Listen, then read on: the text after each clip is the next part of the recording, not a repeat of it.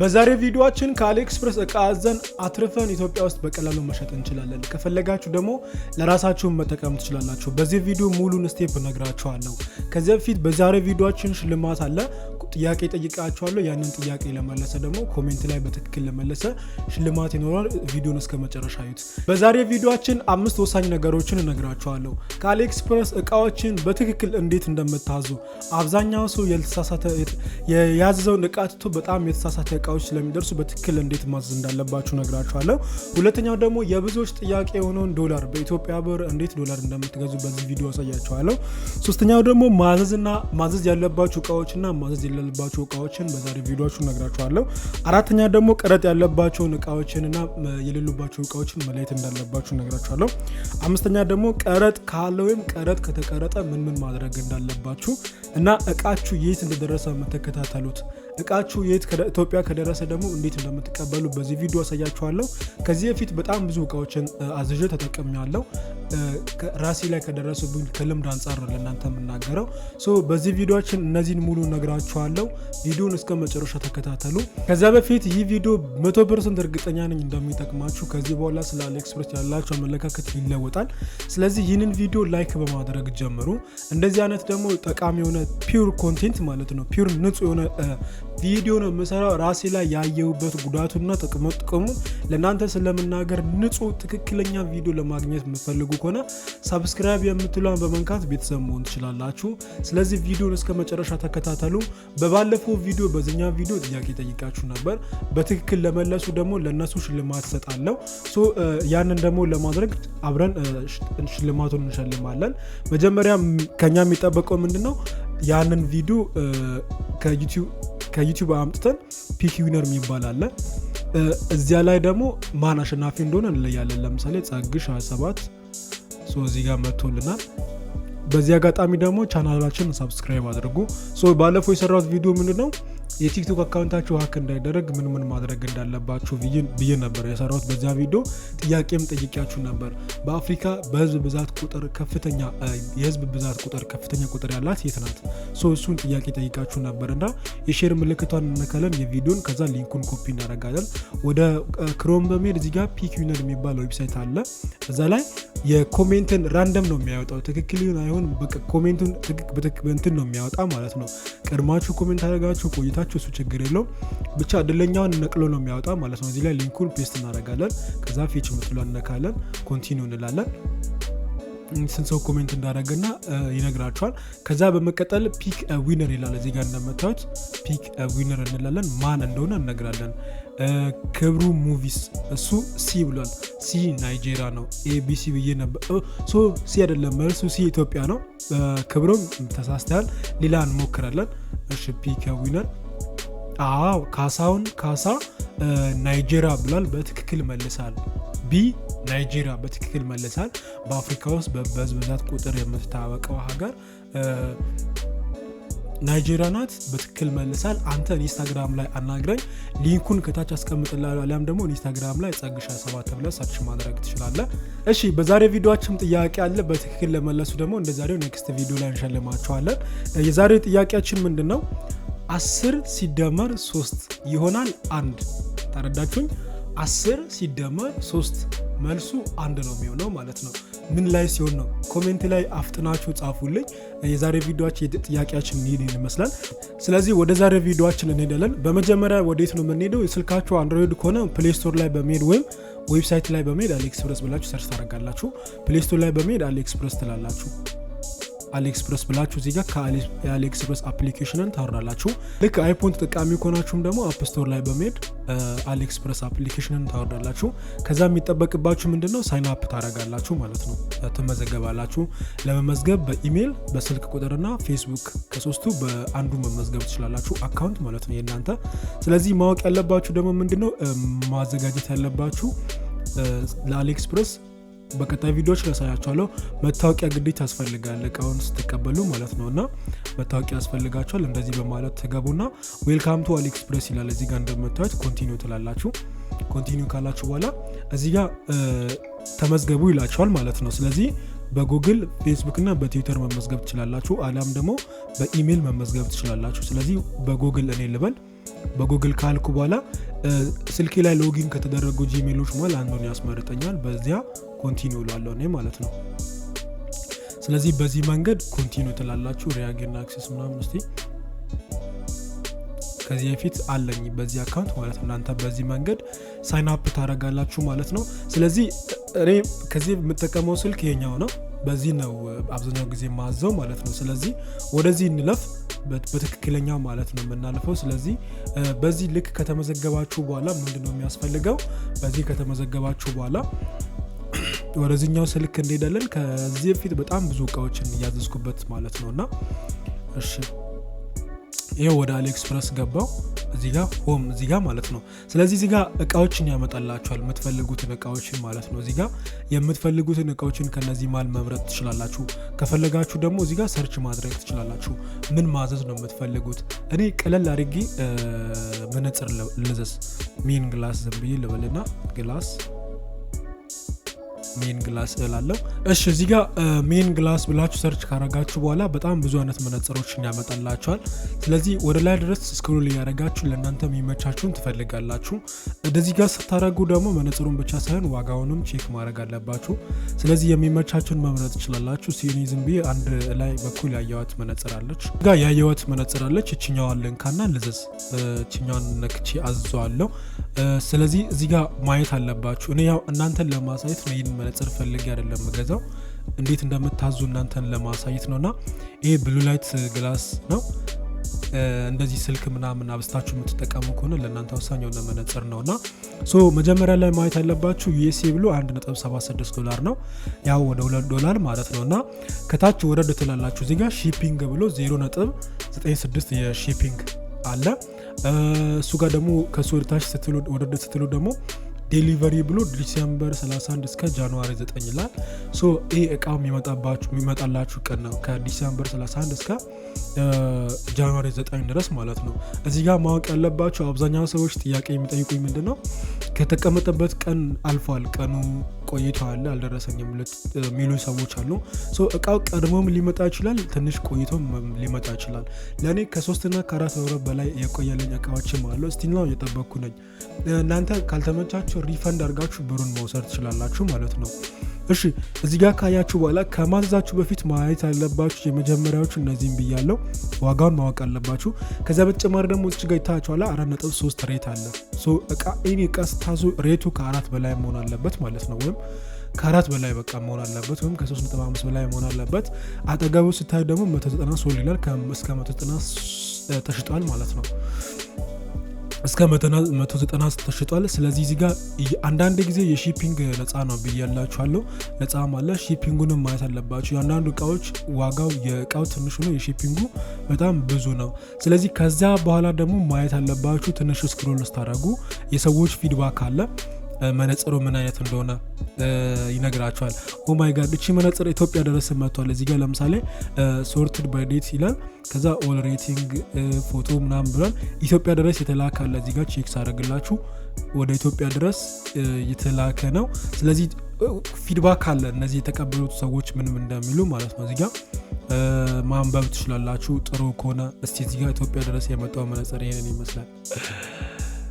እዚህ ጋር ቼክ ማድረግ አለባችሁ። መነጽሩን ፎቶ አንስተው ይልካሉ። እዚህ ጋር ለምሳሌ እንደምታዩት መነጽሩ ይህንን ይመስላል።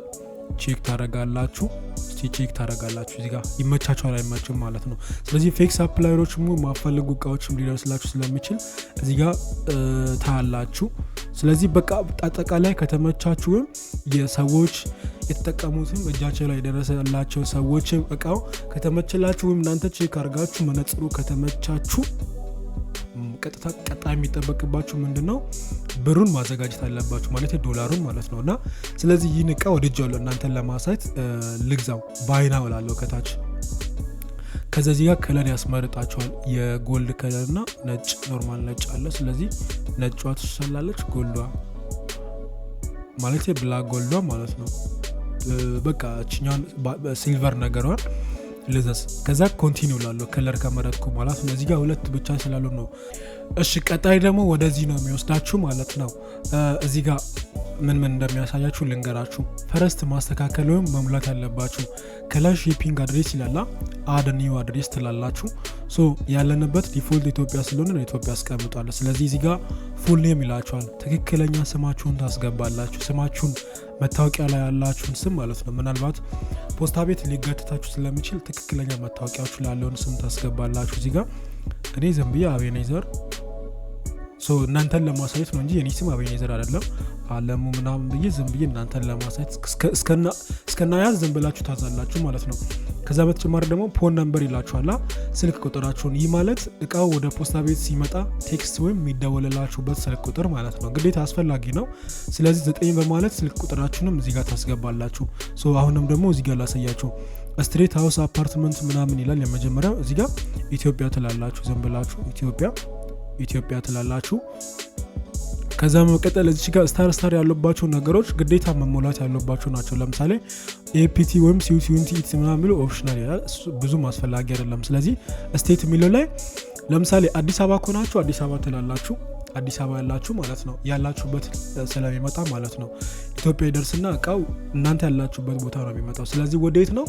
ለምሳሌ አቅራቢያችሁ ፖስታ ቤት አለ፣ ወደዛ እንደሚመጣላችሁ። አዳማ ከሆናችሁ አዳማ፣ አዲስ አበባ ከሆናችሁ አዲስ አበባ፣ ዲላ ከሆናችሁ በቃ ወላይታ፣ ብቻ የት ያላችሁበት፣ ሆሳና ከሆናችሁ ያላችሁበትን እዚህ ጋር ታስገባላችሁ። ለምሳሌ አዲስ አበባ ልበል፣ እኔ አዲስ አበባ ልበል። ሲቲ ይላል። አዲስ አበባ ሆናችሁ ደግሞ ቦሌ ከሆናችሁ ቦሌ ሊመጣላችሁ ይችላል። ኮልፌ ከሆናችሁ፣ አዲስ ከተማ ከሆናችሁ፣ ሆሳና ከሆናችሁ ደግሞ ሆሳና ያላችሁበት፣ አዳማ ከሆናችሁ ደግሞ አቅራቢያው እዛ ያለበት የፖስታው ቤቱን አድራሻ ታስጽፋላችሁ። እዚህ ጋር ቦሌ ሊል ይችላል፣ ኮልፌ ሊል ይችላል። ከፈለኩ ደግሞ አዲስ አበባ ያላችሁ ከሆነ ወደ ዋናው ቅርንጫፍ እንዲመጣላችሁ ከፈለጋችሁ ደግሞ አዲስ አበባ ብላችሁ እዛው እዚህ ጋር መመዝገብ ማለት ትችላላችሁ። እሺ እዚህ ጋር ደግሞ ዚፕ ኮድ ይላል። ዚፕ ኮድ ማለት ለምሳሌ ለእያንዳንዱ ከተማዎች የተሰጠ ኮድ አለ። ለምሳሌ ፖስታል ኮድ ማለት ነው። ለምሳሌ የአዲስ አበባ 1000 ነው። የአዲስ አበባ 1000 ነው። ይሄ 1000 ነው የአዲስ አበባ። ፖስታል ኮድ ከሌለ ደግሞ 0040 መሙላት ትችላላችሁ።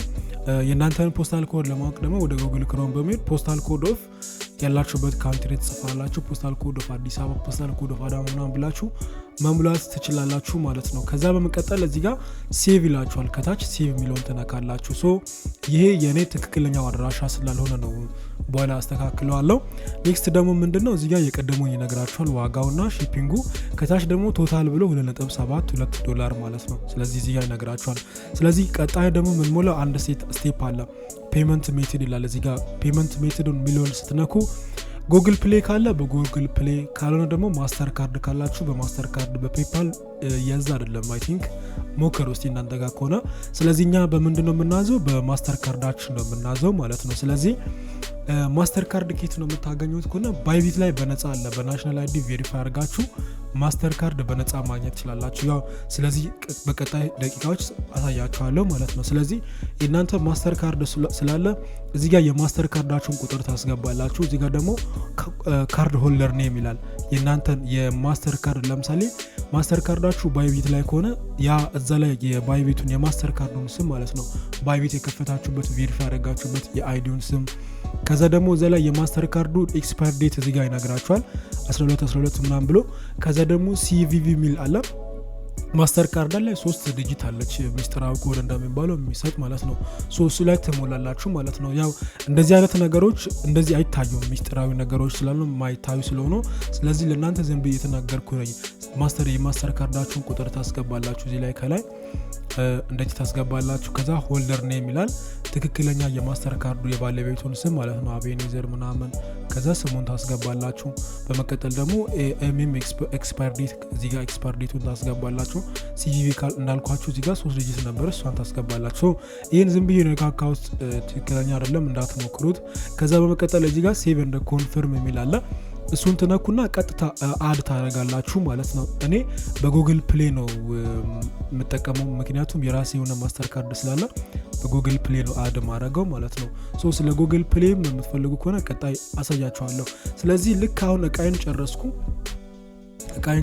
ያው እኔ የራሴን ስም ኤዲት ላርግ ከላይ። ስለዚህ እኔ እዚህ ጋር ከመረጥኩ በኋላ እዚህ ጋር ምን እላለሁ? ኮንቲኒው ብዬ ከፍላለሁ ማለት ነው። እዚህ ጋር ቼክ ያደርግልኛል በቀላሉ። እዚህ ጋር እንዳመጣሁት እያየልኝ ነው። እዚህ ጋር ፔመንት ሰክሰስፉሊ ብሎ እዚህ ጋር እንደምታዩት አምጡልኛል። በቀላሉ ኦርደር ታደርጋላችሁም ታዛላችሁ፣ ፔመንት ሰክሰስፉሊ ይላላችኋል ማለት ነው። እና በዚህ መንገድ በትክክል እቃ ማዘዝ ትችላላችሁ። እሺ ሁለተኛው ደግሞ ዶላር ነው። የብዙ ሰዎች ጥያቄ ነው ምንድነው ዶላር በኢትዮጵያ ብር እንዴት ዶላር እንገዛለን ወይ ወደ ዶላር የኢትዮጵያን ብር እንዴት እንቀይራለን ለሚለው ጥያቄ ባይቢት አለ። በፊት ባይቢት ላይ ፒቱፒ ገዝተን በኢትዮጵያ ብር USDT ገዝተን በባይቢት ማስተር ካርድ እንገዛ ነበር።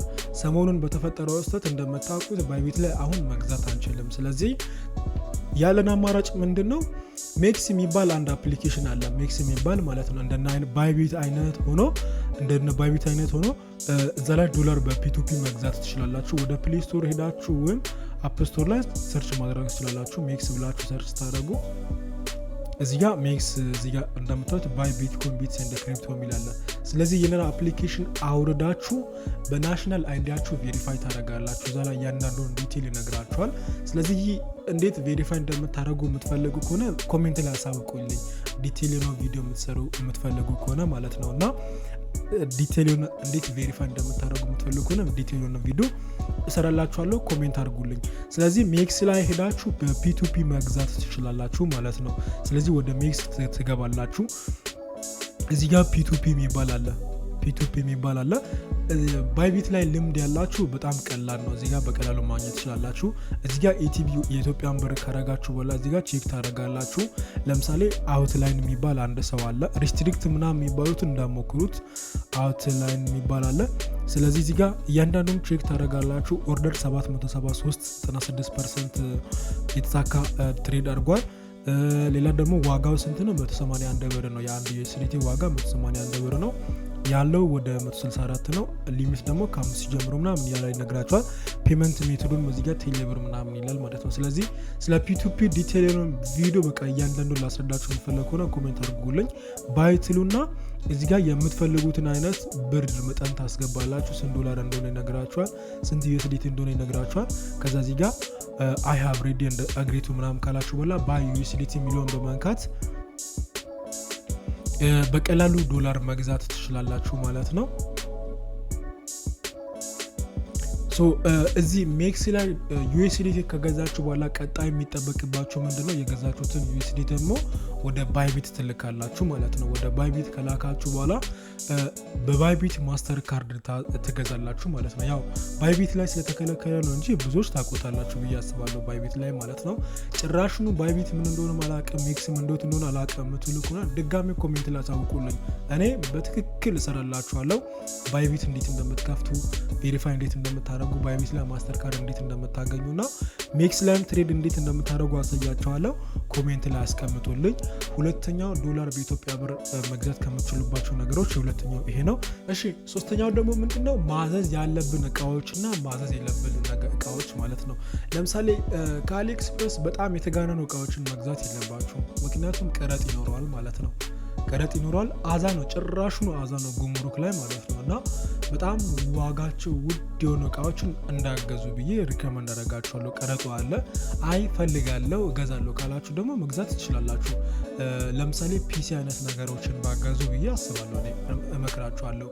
ስልክ አይነት ነገሮችን፣ ካሜራ አይነት ነገሮችን፣ እነዚህ ኤሌክትሮኒክስ ነገሮችን በጣም የተጋነኑ ዋጋቸውን እዛ ይነግራችኋል። ቢያንስ በትንሹ ከ100 እና ከ200 ዶላር በላይ የሆኑ እቃዎችን እንዳገዙ፣ ምክንያቱም ቀረጥ ግዴታ ይኖራችኋል ማለት ነው። ስለዚህ የቀረጡም ነገር በጣም አሳሳቢና አዛ የሆነ ነገር ነው። እኔ ከዚህ በፊት ማይክ አዝቼ በጣም ውጣ ውረድ አለው እና ስለዚህ እንደዚህ አይነት ነገሮችን ባታዙ ብዬ እመክራችኋለሁ። በቀጣይ ደግሞ መድኃኒት ነክ ነገሮችን እንዳታዙ አደራ። የሚዋጥ ነገሮችን እንዳታዙ። ምናልባት ካዘዛችሁም ደግሞ ዶክተር ጋር፣ ፋርማሲስት ጋር፣ ሐኪም ጋር ሄዳችሁ ስለ መድኃኒቱ አማክሮ መውሰድ አለባችሁ። እንደዚህ የሚዋጥ ነገሮች ምናምን ነገሮችን ማዘዝ የለባችሁ ማለት ነው። ሶስተኛው ይህንን ይመስላል። አራተኛው ደግሞ ቀረጥ ያሉባቸው እቃዎች፣ ቀደም ሲል እንደነገርኳቸው ቀረጥ ያሉ ነገሮች እቃዎች እንደነ ማይክ ያሉ ነገሮች፣ ስልክ፣ ኮምፒውተር፣ ፒሲ፣ ካሜራ ግዴታ እነዚህ ቀረጥ ስላለባቸው እነዚህ ነገሮች መታዙም ከሆነ ራሳችሁን አሳምናችሁ የቀረጡንም ነገር አሰላስላችሁ ማዘዝ አለባችሁ። አምስተኛው ደግሞ ቀረጥና ፖስታ ቤት ይላል። እኔ ከዚህ በፊት ሆሊላንድ ላርክ የሚቱ የምትባል ማይክ አለች። ያን ማይክ ማለት ነው አዝዣታለሁ። ወደ $84 ምናምን አዝዣታለሁ። ቀረጥ እንዳለው ማቃለው አዝዣለሁ። ስለዚህ ቀረጥ እንዳለብኝ ምናምን ነገሩኝ። እቃው ወደ ኢትዮጵያ እንደደረሰ ጉምሩክ እንደገባ ምናምን በሜሴጅ ነገሩኝ። መጀመሪያ ምን አሉኝ? ስልክ ቁጥር ጻፉልኝና በዚህ ስልክ ቁጥር መታወቂያህን ፎቶ አንስተህ ቴሌግራም ላይ ላክልኝ ብለው የፖስታ ቤት ማለት ነው። ስለዚህ መታወቂያን አንስቼ ቴሌግራም ላይ ልኬላቸዋለሁ። ካዩ በኋላ ታይቷል ብሎ ደግሞ እንትን አሉኝ። ከዛ በመቀጠል ደግሞ ከሳምንታት በኋላ ደግሞ ወደ ፖስታ ቤት እንደመጣ አሉኝ። እንደመጣ ማለት ነው እቃውን እንደወስድ ማለት ነው። ልክ እቃውን ለመውሰድ ደግሞ የሚያስፈልገው ምንድነው? ቀረጥ ቀደም እንዳለባችሁ መጀመሪያ ይነግራችኋል። መታወቂያን ላክ ከማለታቸው በፊት ይህ እቃ በጉምሩክ ስለተያዘ መታወቂያን ላክ ይሉኛል። ልኬላቸዋለሁ። ከሳምንት በኋላ ደግሞ ቼክ ካደረጉ በኋላ እቃን መተው ወስዳለሁ ፖስታ ቤት። ወደ ፖስታ ቤት እቃን ለወስዶ ሲሄድ ደግሞ ምንድነው ኮሚኒኬሽን ፍቃድ ያስፈልጋል ብሎ በጣም ውስብስብ ነገር ነው። ወደ ቦሌ ሄጃለሁ። ጃፓን ጋር ኮሚኒኬሽን ፍቃድ እንደሚያስፈልግ እዛ ያለውን ሂደት አጽፌያለሁ። ከዚያ ደግሞ ወደ ቦሌም ጉምሩክ ሄጄ ያለውን ሂደት ደግሞ እዛ አስጨርሻለሁ። ስንት ብር እንደተቀረጠ እዛ ያለውን ነገር አስጨርሻለሁ ማለት ነው። እና በጣም ቀረጥ ካለው እቃው አዋዛ የሆነ ነገር ነው እና እነዚህን ማወቅ አለባችሁ። ቀረጥ ካለባችሁ የሚያስፈልጋችሁ እንደዚህ አይነት ነገሮች አሉ። ሶስተኛው ደግሞ ቀረጥ የሌሉባቸው እቃዎች ቅድም ያዘዝኩበት ሰዓት አሁን ቀረጥ ምንም ነገር ቀረጥ የለው እና ጩጬ የሆኑ ነገሮችን መነጽር የምታዙ ከሆነ ሰዓት፣ እነዚህ አንገት ላይ የሚደረጉ ነገሮች እና ውስን የሆኑ ነገሮችን ቢያንስ ከ20 እና ከ$15 ከ$10 በታች የሆኑ እቃዎችን የምታዙ ከሆነ አብዛኛዎች ላይ ቀረጥ የለም። እንደዚያም ሆኖ አንዳንዱ ቀረጥ ያሉባቸው እቃዎች አሉ። ስለዚህ ያው ብዙም አይደለም። ስለዚህ እነዚህ ነገሮች ማለት ነው። እና በቀጣይ ደግሞ መጨረሻ ምንድነው እቃችሁ ኢትዮጵያ ከደረሰ ፖስታ ቤት ይደወልላችኋል ወይም ሚሴጅ ይደርስላችኋል። እቃ ደርሷል መተው ወሰድ የሚባል ማለት ነው። ሚሴጅ ከተደረሰ ወደ አቅራቢያ ወደሚገኝላችሁን ወደ አዘዛችሁት ፖስታ ቤት ሄዳችሁ እቃችሁን ትወስዳላችሁ። እቃዎችን ለመውሰድ ለአንድ እቃ $50 ነው የሚያስከፍሉት። አይ ቲንክ በዚህ ሰዓት እንደማቆም እንደዛ ነው። በፓክድ ከመጣ ደግሞ ቢያንስ 10 እቃ ሆኖ ራሱ እኔ ባለፈው ቲክቶክ ላይ ቪዲዮ ሰርች ነበር። ወደ 10 ምናምን እቃ ነበር ፓክድ። በጣም ብዙ ጊዜ ቆይቶ ነበርና ወደ 10 ምናምን እቃ በአንድ ፓክድ መቶ ለነዛ ለ10 ምናምንም $50 ነበር የከፈልኩት። ያለው ሂደት እንደዚህ ነው። አንድ እቃ $50 ምናምን በ50። ስለዚህ እቃ ለመውሰድ ለአንድ እቃ $50 ነው የሚያስፈልገው ማለት ነው። እና ይህንን ይመስላል። በተጨማሪ ደግሞ መጠየቅ የምትፈልጉ ጥያቄ ካለ ኮሜንት ላይ አሳውቁልኝ። ስለዚህ ከዚህ በመቀጠል ለእናንተ እንደዚህ አይነት ቪዲዮዎችን እሰራላችኋለሁ። ይህንን ቪዲዮ ላይክ፣ ሼር፣ ሰብስክራይብ ማድረጋችሁን አትርሱ። በቀጣይ ቪዲዮ እስከምንገናኝ ደግሞ መልካም ቆይታ